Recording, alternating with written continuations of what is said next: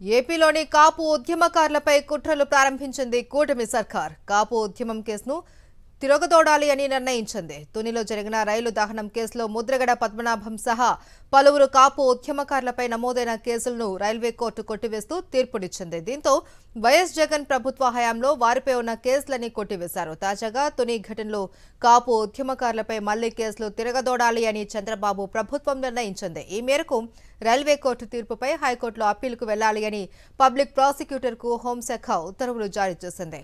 కూటమి ప్రభుత్వ తీరుపై కాపు ఉద్యమకారులు ఆగ్రహం వ్యక్తం చేస్తున్నారు.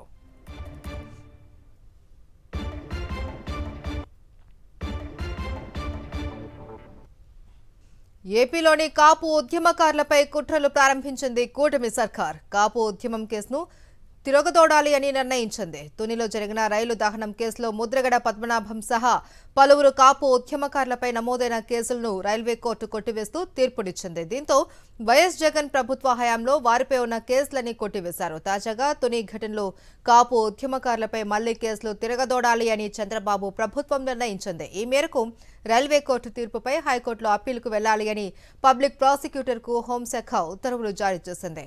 కూటమి ప్రభుత్వ తీరుపై కాపు ఉద్యమకారులు ఆగ్రహం వ్యక్తం చేస్తున్నారు.